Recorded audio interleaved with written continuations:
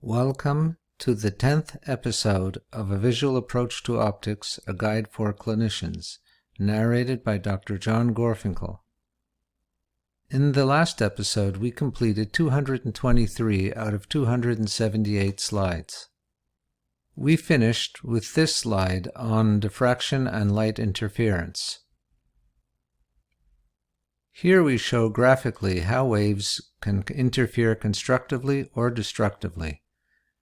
If the waves, the electromagnetic fields, are in phase with each other, so that the maximum of one meets the maximum of the other, we get constructive interference, and the amplitude increases. If the two waves are, however, displaced from one another by 1/2 wavelength, then one can see that the maximum of one wave will meet the minimum of the other wave, and the total will be 0. And this is destructive interference. This is the total signal that one gets when combining these two waves, as compared to constructive interference, where the total signal has a higher amplitude compared to the individual waves. A similar interference occurs when the aperture is round as compared to rectangular as in the previous two slides. In this case, the interference bands are circular, with dark and light bands alternating. Airy's disk is a point spread function of an image point in an aberration-free lens system caused by diffraction. In other words, as light goes through a small opening, it spreads out and creates interference bands, as shown here. In this way, the resolution of an optical system is reduced. The size of Airy's disk is proportional to the angle from the center to the first interference band, as measured from the aperture. And one can see that this angle is proportional to the wavelength, but inversely proportional to the diameter of the aperture, which is not shown in this diagram. In other words, longer wavelengths of light, the red end, undergo more diffraction than shorter wavelengths of light, the blue end. Also, when the aperture is small, one gets more diffraction and more spreading out of light, which reduces the resolution of the optical system. We have previously learned that a small diameter gives a larger depth of field and reduces aberrations. However, this same small diameter also causes more diffraction.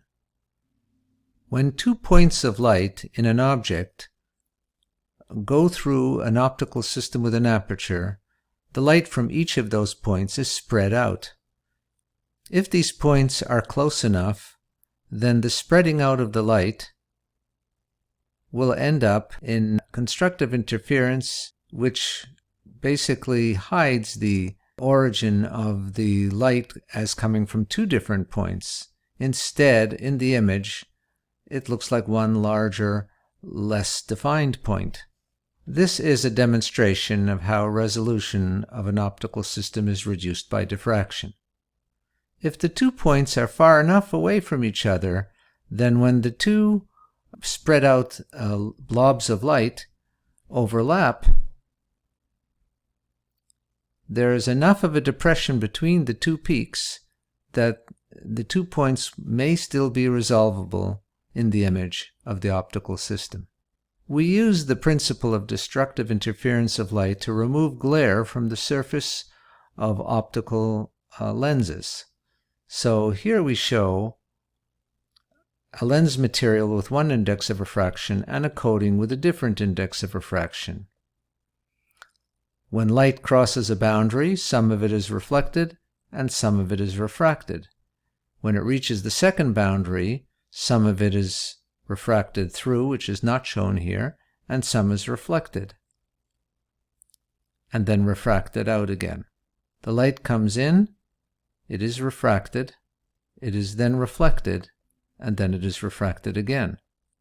However, some of the light is reflected immediately and does not undergo refraction. If the thickness of the coating is a quarter wavelength, then by the time the light from the backside of the coating comes out, it will then be a half wavelength of light from the light that had directly reflected off the front surface. When they are 1/2 wavelength out of phase, one gets destructive interference, and this unwanted reflection is eliminated. If this is a lens, and one is peering from this side of the lens at the world, one wants only the refracted light that goes through the entire system. One is not interested in the light that reflects off the surface. One of the mechanisms of creating color in our world is light scatter by particles. When particles are the size of a wavelength of light or larger, one gets scattering of all wavelengths of light. However, when the scattering particles are less than 1/10 the wavelength of light, Raleigh's formula dominates, in which the scatter is inversely proportional to the 4th power of the wavelength of light. In other words, the short blue light, if you take 1 divided by the 4th power, will cause much more scatter than the longer wavelength yellow light. So that when we look at the blue sky, we are seeing mainly scattered light. When we are looking at the sun, we are seeing the light minus the scattered light, with a deficiency of blue, so that the sun looks more yellow than it really is. In the normal cornea, when light enters, some of the light gets scattered sideways. However, the arrangement of the collagen fibrils is such that they are separated by less than 1/2 wavelength of light. Therefore, one can always find 2 fibrils that are 1/2 wavelength apart from each other. In this way, laterally scattered light generally is eliminated by destructive interference. When the cornea is edematous, the collagen fibrils are separated by more than 1/2 wavelength of light, so that the laterally scattered light no longer undergoes destructive interference, and one gets a cloudy cornea and blurry vision. In order to see clearly, we are interested only in the light that goes through the cornea, straight through, and not in the lateral scattered light. We talked about refraction, and now we will discuss reflection of light. The formula for reflection is simpler than that of refraction, in that the angle of incidence of the light to the normal, which is the 90 degrees to the surface, angle theta, is equal to the angle of reflection, theta prime. Pretty straightforward equation. A surface may be irregular and therefore reflect light in a different manner depending on where it impinges. This is diffuse reflection off a rough surface and does not result in any definable images. Specular reflection, on the other hand, is off a smooth surface, which preserves the directionality of the rays and the appearance of an image behind the reflective surface. Here we see an object point which is giving off rays, and at each point where it reflects off the surface, the angle of reflection is equal to the angle of incidence. The reflected rays appear to be coming from a point behind the reflective surface. Because the divergence of the rays is not changed, the apparent position of the image point is behind the surface at a distance equal to the distance the object is in front of the surface. Here we see an off-axis object point with a similar diagram showing a corresponding image point. These image points are virtual. There is no concentration of light here, but these image points appear to be present to an observer on the left side of this reflective surface. Where the reflective surface is curved, we have a mirror lens, and a mirror lens can change vergence in a manner similar to the way refracting lenses do. Here we have an object giving off rays of light, and they impinge on the reflecting surface. At each point, the angle of incidence equals the angle of reflection. The net effect is to change the overall vergence of the rays and create an image point. The rays truly overlap. There is a concentration of light in this diagram here, and so this is a real image formed in front of this concave reflecting surface. Note that because the vergence of the image rays is different than that of the object rays, the distance of the image to the reflecting surface is different than that of the object or the reflecting surface. This is a concave mirror lens that has converging power. Here we have a mirror lens which is convex to the incoming light, and we can see that the angle of incidence equals the angle of reflection of all the rays, such that the rays appear to be diverging and coming from an image point behind the surface. This is a virtual image. There is no actual light concentration here, but the image appears to be at this point to an observer on the left side. The convex mirror lens here has diverging power. Here we see the difference between a mirror lens and a refracting lens. In both cases, we show a converging lens that create a real image. In the case of mirror lens, the real image is on the same side as that of the object. In the case of the refracting lens, the real image here is on the opposite side. The distance from the object to the mirror lens is minus u, and as it is for the refracting lens. The distance from the surface to the image is given a positive distance v, similar to that in the refracting lens diagram. Note that whereas this mirror lens is concave to the incoming light, the refracting lens is likely a glass or plastic lens which is convex to the incoming light, as compared to the concave surface of the mirror lens. Note that the radius of curvature is negative or concave to the incoming light in a converging mirror lens, whereas it is convex on the first surface to the incoming light in a refracting lens.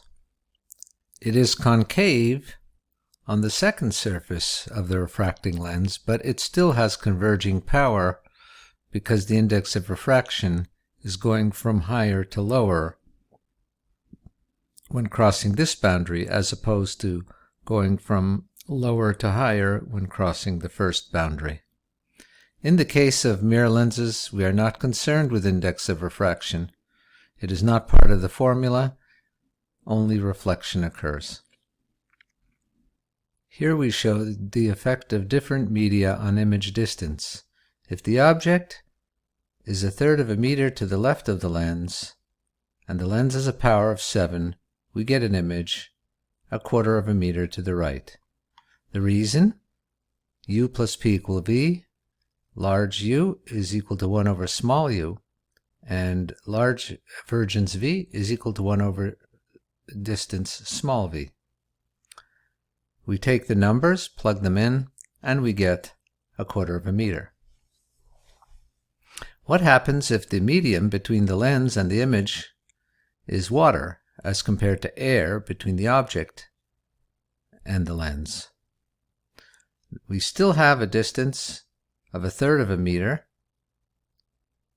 for the object in front of the lens, we still have a power of 7.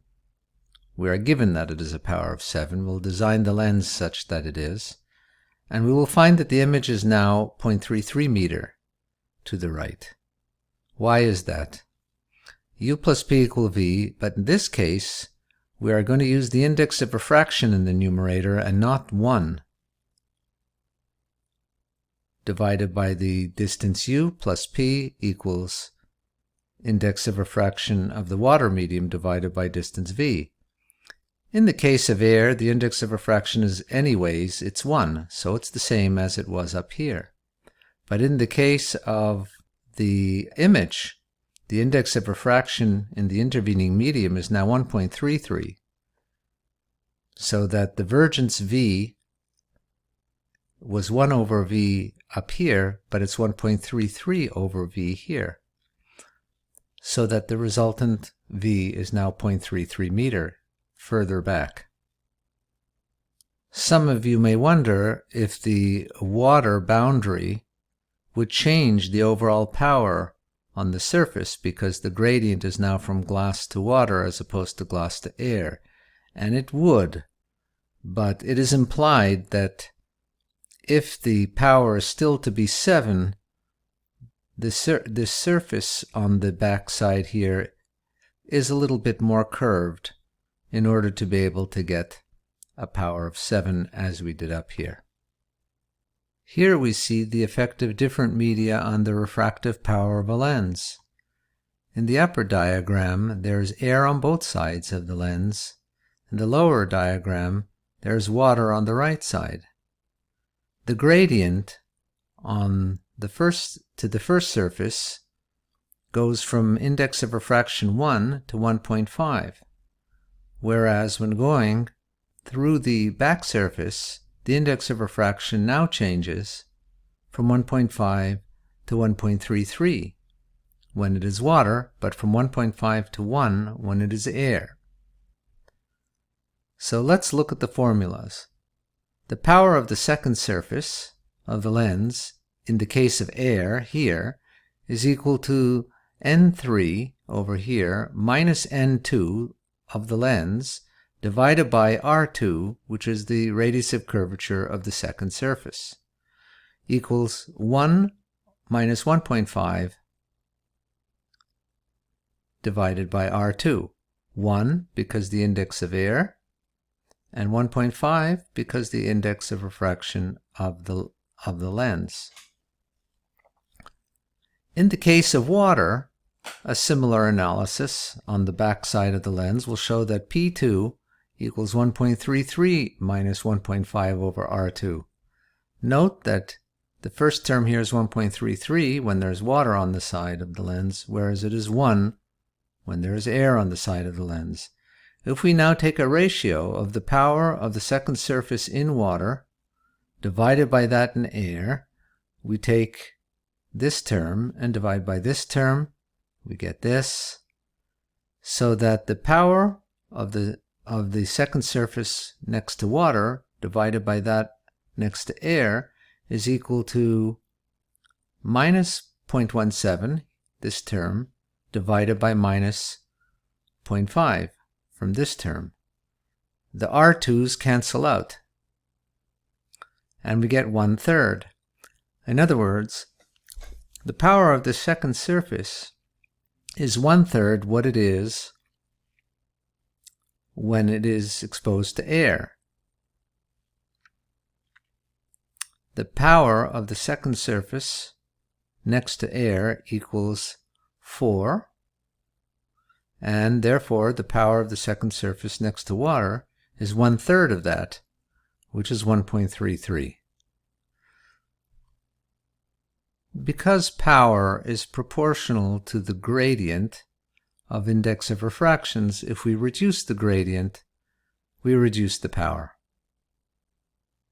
We can use a multi-lens calculation to create IOL power formulas. Here we show the first lens, which is spectacles, the second lens, which is cornea, and the third lens, which is the lens implant. If we have enough information of powers and distances, we can calculate what power we need for a lens implant. In the case where we intend the spectacle power to be 0 for emmetropia, then we can concern ourselves only with the latter two segments. So if we know the distance between the cornea and the lens implant, and we know the distance from the cornea all the way to the retina, and we know the corneal power, we will be able to calculate the power of the lens implant. The divergence of the light leaving the lens implant, V3, equals the index of refraction of the medium on the right side of this lens, which is n of vitreous, divided by distance small v3. The distance v3 is equal to the axial length from the cornea to the retina minus d, which is the distance between the two lenses. We calculate the incoming divergence u3, and we know what outgoing divergence we want, v3. We take v3 minus u3 and we get p3, which is the power of the lens we need. This, of course, assumes that we know what the distance is between the cornea and the lens implant. We can't measure this preoperatively, but we can estimate it using regression formulas. Here we show the thin two-lens approximation of a thick lens. Basically, we acknowledge that it is better to represent the two surfaces of the lenses with two thin lenses than with a single thin lens, to allow for the separation between the surfaces and the effect on refraction. So we have two thin lenses here, and we have an object and an image. We have the principal ray coming through. It reaches the first intersection of the first thin lens with the horizontal. We then stop here and continue from the second intersection as if there were no space in between, and we continue at the same angle. And in this way we can draw our diagram. The principal planes here, called H and H prime, is where all refraction is deemed to occur, to represent the front refraction and the back refraction. It is a little more accurate than having a single lens approximation of a thick lens. We generally use the one thin lens approximation, which is adequate for most of our needs. The principal planes from the last diagram, where all refraction is deemed to occur in the two lens approximation, is shown with respect to different lens designs. Here we have a biconvex lens. Here we have a convex plano lens. These are both overall converging lenses, but the principal planes are shifted in this design relative to the lens as compared to this design. And here we have a meniscus lens, in other words, where we still have an overall plus power, say +6 on the front and -4 on the back would still give a net of +2, for example. But we see the principal planes are displaced a fair bit from the location of the lens. Similarly, for minus lenses, we see that the principal planes are displaced, especially for the meniscus design. In this design, we might have -10 on this surface and +8 on this surface, so a net of -2. Note that for meniscus lenses with a greater diameter size, the thickness has to be larger in this plus meniscus lens than in this one with a smaller diameter. The curvatures of the two surfaces are the same in both lenses, but the geometry of the two surfaces forces a larger distance between them in the middle here as opposed to here. Similarly, for minus lenses, the thickness is greater at the periphery, and the larger diameter lens has a thicker periphery as compared to the smaller diameter one. For cosmetic purposes, in high power spectacles, either plus or minus, it is a good idea to use a smaller diameter lens so that the thickness of the center here or of the periphery here can be minimized. Spectacle lenses are generally designed as meniscus lenses because they cause less distortion than the other designs shown here. This is a slide showing the derivation of Snell's law for those who are interested. Fermat's principle states that light will take the path of least time. In this case, light travels faster in air than in water, so that the path chosen will minimize the total amount of time. If we compare this situation to a diagram showing a beachfront with the beach on this side and the water on this side, and we are looking from above, and the lifeguard is here at point 1 and a swimmer is here at point 2. The question is, what path does the lifeguard have to take to get to the swimmer in the least amount of time? The lifeguard will run faster on the beach than he or she will swim in the water. And this is a similar situation to light, and the path chosen will be as shown in order to minimize that time. One can see the derivation using some calculus. Here is a derivation of the lens power formulas for the refractive power and reflective power of lenses, for those who are interested. Recall that the power of a refractive lens is the gradient of index of refraction across the surface divided by the radius of curvature of the surface. The reflective power of a mirror lens is equal to -2 divided by the radius of curvature of the surface. Here we show, using geometry and trigonometry, the derivation of the two formulas for those interested. Here is a derivation of the lens maker's formula, which tells how to design a lens that has a front and a back surface with 2 radii of curvature in order to get a certain amount of power. In this discussion, we have broken the lens into 2 parts, the front surface and then the back surface. We calculate each surface separately and then we add them together as shown here, for those interested. Here we show the derivation of the refractive divergence formula, which is very basic to all of our optics. Ultimately, we use U plus P equal V in most situations, and we show the derivation using trigonometry and geometry, for those interested. Here is a slightly different derivation of the divergence formula using the thin lens in air set of diagrams, for those interested. The Maddox rod is nothing more than a cylindrical lens which has power in one meridian only. Here we see that light waves in the vertical meridian are not refracted by the vertical flat surface and they remain divergent as they go through it. Rays in the horizontal meridian, however, are converged to form a point. The net effect is to create a vertical line, a real image, which is parallel to the long axis of the cylinder.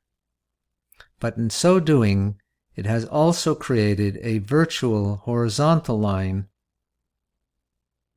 at the plane of the object point on the other side of the lens. When looking through this cylinder from the right side towards the left, the object point appears to be smeared into a horizontal line at right angles to the long axis of the cylinder. The real image is very close to the eye and cannot be focused on to be seen clearly. So only the horizontal line is appreciated by the observer behind the Maddox rod. The purpose of the Maddox rod is to spread out light at right angles to its long axis. By placing a Maddox rod over each eye, one can create lines of light that will indicate the separation of the eyes if they are non-aligned. This is another diagram showing an object point and how the Maddox rod affects the light. It creates a real horizontal line behind it, which is parallel to the long axis of the cylinder in this diagram, and a virtual vertical line, in this case at right angles to the cylinder. The viewer on this side, looking through the Maddox rod, will see a vertical line. If we put two horizontal Maddox rods in front of each eye, then each eye will see a vertical line at the plane of the object point. If the eyes are non-aligned horizontally, say for example isotropic or exotropic, the two lines will be separate. Where the eyes are aligned, there will be one. Bicentric lenses are used to minimize prismatic deviation in down gaze when the prescription power of the lens over each eye is very different. Bicentric lens is the same thing as a slab-off lens. Here we show lens 1 with the optical center in the middle and lens 2 with an optical center in the lower part. If we chop each lens in half horizontally and take the upper half of this lens and the lower half of this lens and combine them, we now have an upper segment where the optical center is here and a lower segment with a different optical center here. In this way, it is possible to minimize prismatic deviation according to Prentice's rule, because when looking through the upper lens at a distant object, if one is looking through the point near the optical center, there'll be no prismatic deviation in this gaze, and when looking at something near in a slightly inferior position through an area of this part of the lens near its optical center, there will similarly be minimal prismatic deviation. If we didn't do this and we had only this lens, then when looking through the lower part, we would be far from the optical center and have a fair bit of prismatic deviation. This is not so much of a problem when the eyes are similar, but when the eyes are very dissimilar in power, it is necessary to have a bicentric lens to avoid vertical diplopia in the reading position.